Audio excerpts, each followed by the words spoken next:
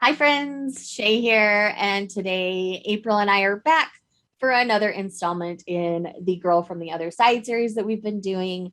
We do talk in spoilers in this series. So if you've not checked out anything about this series, I highly recommend you jump back to episode one. I'll make sure it's linked in the cards for you guys to check out.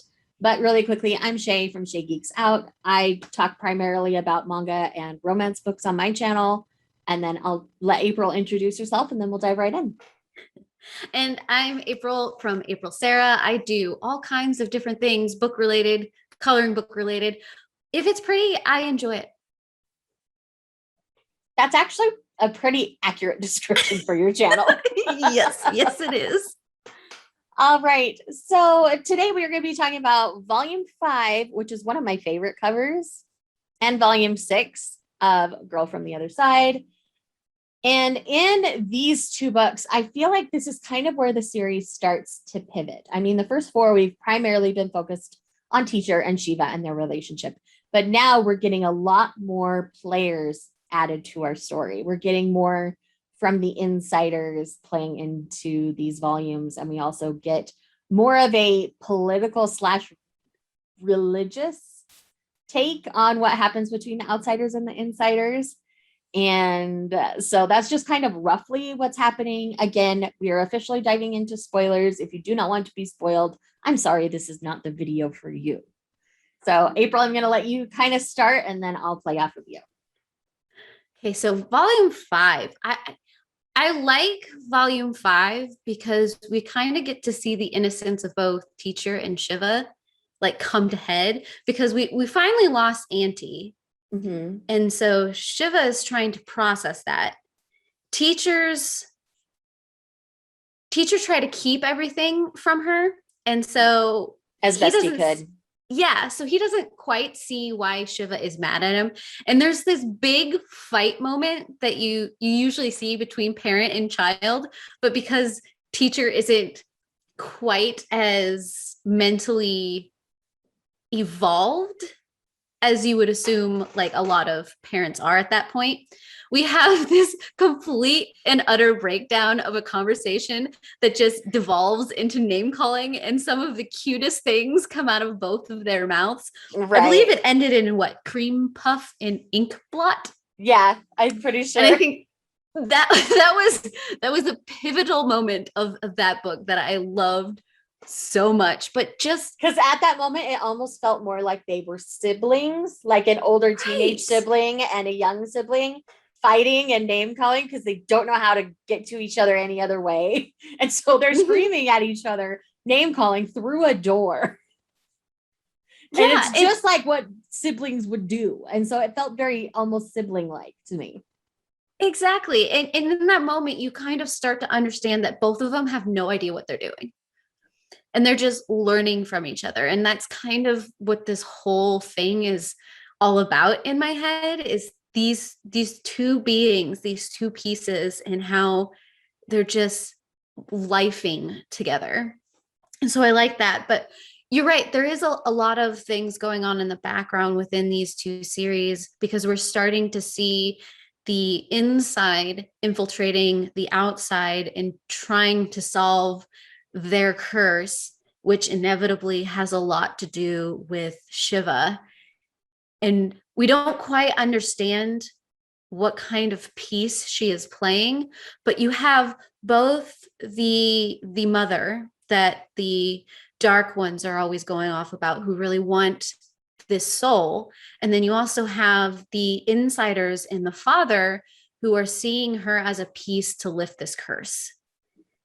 And so we're starting to get that mythos, and it's starting to build that mythos that I think is coming in the next couple of volumes where they fully tell out this story that I really like. Well, like in our next episode, we'll be talking a lot more specifically about that, because 7 and 8 are where that really comes into play.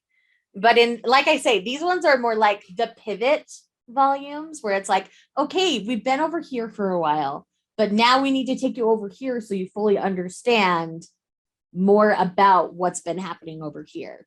And so I really like these volumes for that, because that was a moment where I was like, okay, now I'm truly fully invested in this series, because you know, it's been kind of cute and fun with a little bit of whimsy and mystery behind it. But this is where it starts to get its heavy, darker, more like almost mystery, almost thriller kind of elements to them. Because now you aren't sure if you can trust the insiders and their knowledge, and you can't trust the outsiders and their knowledge because none of it is matching up. And so you don't know where it's going to go from here. And that's when it's like, ooh, I want more. Tell me more.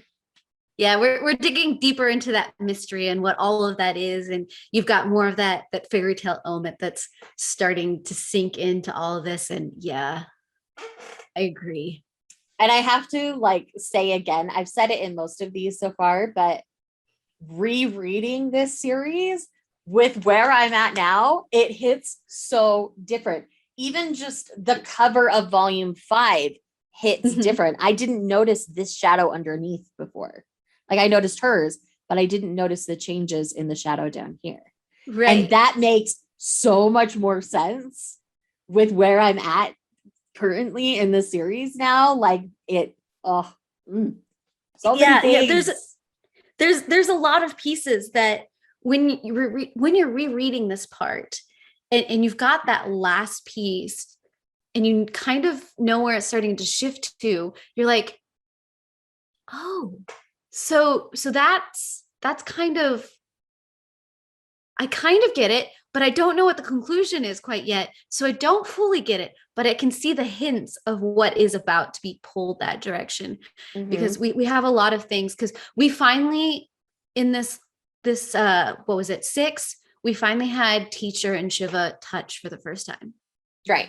They hugged, which was another like just moment in and of itself. Right. And when you're reading through it the first time, it's like, oh, he finally understands that she's seeking comfort because she's lost someone that's been there for her from the beginning. And so like, you know, you understand it from that perspective. But now with our knowledge in a reread, it hits very different. It's not nearly as emotional for me in that moment because I'm like, okay, how much knowledge does she really have at this point is all I'm gonna say. Right. All the things. But yeah, like specifically story-wise, I don't know that there's too much more that really happens in these. It's a lot of character development for Teacher and Shiva together to solidify and almost cement their relationship and how it's going to work. And, you know, it seems like an older sibling and a younger sibling is kind of where they're going to end up. And that's okay. That's not a bad place for them to be at this point in the story. And things are definitely going to change and evolve over the next few volumes for them. So I am very much looking forward to getting back into the next couple of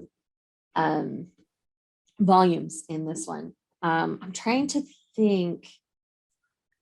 One thing I wanted to talk about in 5 really quick is that moment where the other outsider brings Auntie's head to their house was always such a really interesting moment to me, because clearly like this outsider didn't even think anything of it.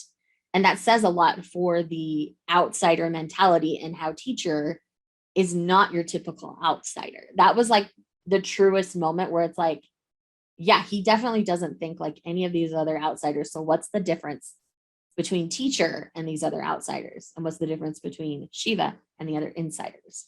Because there are differences. And that didn't hit so much for me the first go around as it did this time. And I just thought that was an interesting moment to specifically point out, because I do think that is the biggest hint you're going to get for the future of the series and the roles that they're going to play at this point. So yeah, you're starting to see this connection between the soul and memories and feelings, and how all of those interplay with who we are and what makes an outsider and an insider, and how Teacher and Shiva are playing into that or not playing into all of that. I agree. All right. Is there anything else much more you wanted to share about these volumes? I think the only other thing is we have a moment with teacher's backstory and some of that starting to connect, and his locket and The locket, the loss yeah. of that locket and what all of that means, which Yeah. is something to definitely keep your eye on, the development of his backstory and how all of that Yeah. ends up The playing out. locket plays a lot bigger of a part than you realize at this point. Mhm. So yeah. Oh my goodness, so good. I guess this channel doesn't know. I recently got a job at Barnes and Noble, and I love when I get to recommend this series to people because it's so much fun. And anytime it came across my cash register, I'm like, wait until you get to said volume, depending on wherever they were, and they're just like, oh no. They get it. And so it's really an amazing series. It's a perfect series for spooky season. The artistic style is just that dark, creepy fairy tale vibe. I mean, Mhm. you can't not at this point say it's for spooky season. So, with that said, I think that's everything for me. Thank you guys so much for watching. Please make sure that you're checking out the rest of this series, as well as other amazing things on this That's Comical channel. And we'll see you guys in the next one. Bye.